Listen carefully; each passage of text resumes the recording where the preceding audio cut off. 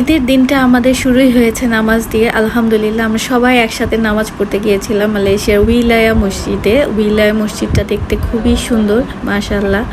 এত বড় মসজিদ, আর উইলায়া মসজিদের এত সুন্দর জায়গা, আর কত কত মানুষ একসাথে নামাজ পড়তে পারে।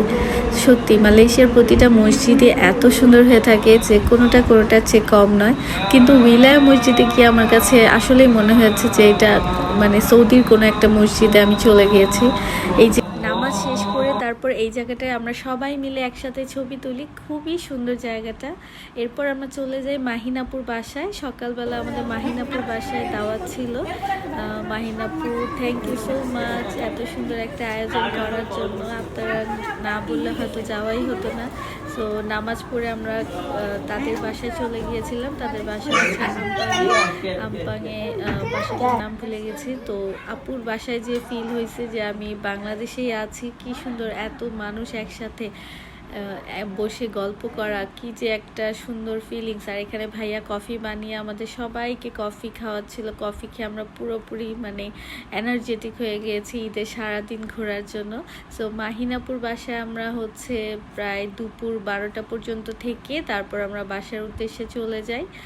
বাসায় যেই কিছুক্ষণ রেস্ট নিয়ে পরে সালামির পর্বটা শেষ করলাম। প্রতি বছরের মতো এবারও সানি আমাকে সালামি দিয়েছে। আর বিয়ের পর থেকে এই 14 বছর ধরে সানি আমাকে সালামি দিচ্ছে, কোনো বছরই ও মিস করেনি। আর খুব ভালো লাগে আমার কাছে কি বলে সালামি পেতে সানির কাছ থেকে।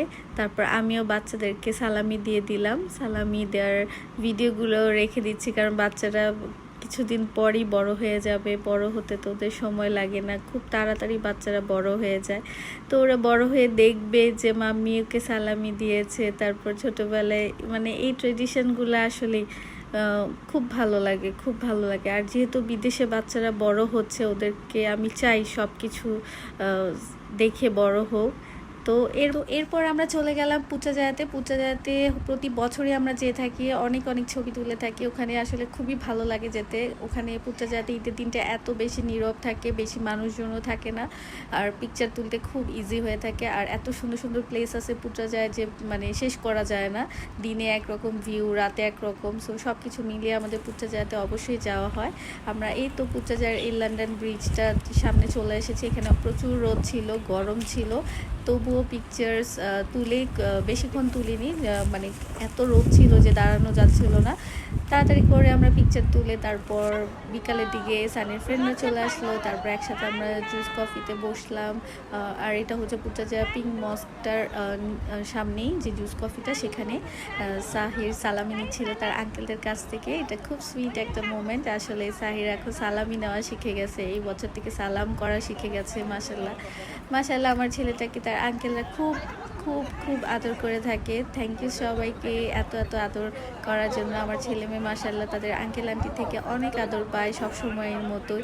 আর হচ্ছে কি বলে অনেক ব্লেসড আমার ছেলে মেয়ে দুজনই। যদিও আমরা বাইরে থাকি, বাংলাদেশে যাওয়া হয় না এদের সময়, কিন্তু এই দেশেই তারা অনেক অনেক অনেক আদর পায়।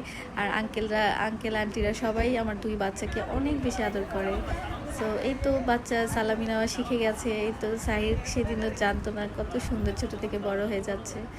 তো এটা সো গাইজ, এই ছিল আমাদের ঈদের দিনের ঘোরাফেরা সকাল থেকে রাত পর্যন্ত। একদম মানে আমরা রাত 1টা বাজে বাসায় গিয়েছি। সো আজকের জন্য এখানে আল্লাহ হাফেজ, টাটা বাবাই, আর সবাইকে ঈদ মোবারক।